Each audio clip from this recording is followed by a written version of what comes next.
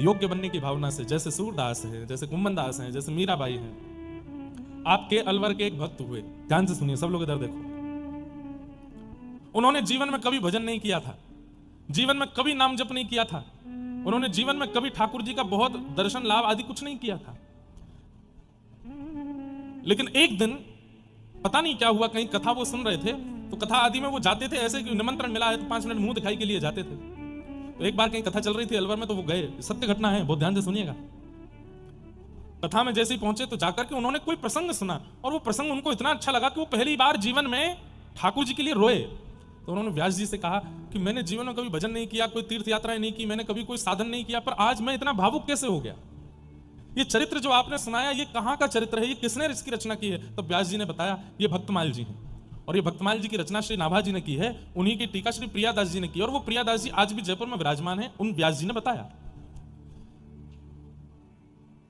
तब वो सेठ जी जयपुर गए और श्री प्रियादास जी से मिले, और प्रियादास जी से कहा, वो जो आपने ग्रंथ लिखा है भक्तमाल, वो मुझको दे दीजिए। प्रियादास जी बोले, ऐसे कैसे दे दें, हमने इतनी मेहनत करके लिखा है। तो बोले, मैं आप जो सेवा कहेंगे मैं करने को तैयार हूं, एक और ग्रंथ मेरे लिए लिख दीजिए। बोले, क्या करोगे, पढ़ोगे? बोले, पढ़ना मुझे आता नहीं।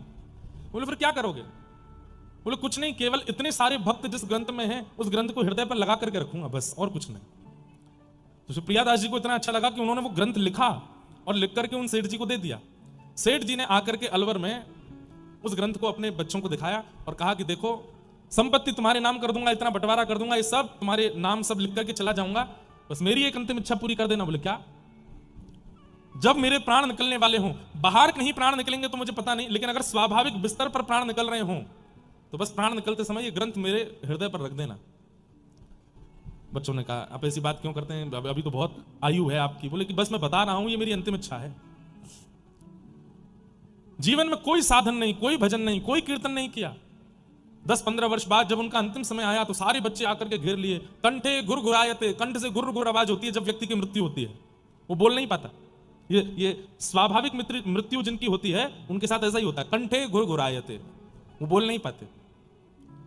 और जितना मोह सामान्य जीवन में व्यक्ति के चित्त में रहता है उसका मल्टीप्लाई इनटू 1000 हो जाता है। मोह, बच्चे की याद, बहू की याद, नाती पोतों की याद, प्रॉपर्टी की याद, इसकी याद, सारी यादें आने लगती हैं और आंखों से बस आंसू निकलते हैं कि ये सब मैंने कमाया जीवन भर, अब छोड़ के जाऊंगा मैं। इतना भयंकर मोह हो जाता है मृत्यु के काल में, और उस मोह की बढ़ने के कारण ठाकुर जी की स्मरण नहीं हो पाता। लेकिन धन्य है वो सेठ जी, जैसे उनका कंठ गुरगुर आवाज करने लगा, चारों तरफ बालक आ गए, कोई हाथ सहला रहा है, कोई पैर सहला रहा है, पिताजी सांस लीजिए, पिताजी सांस लीजिए।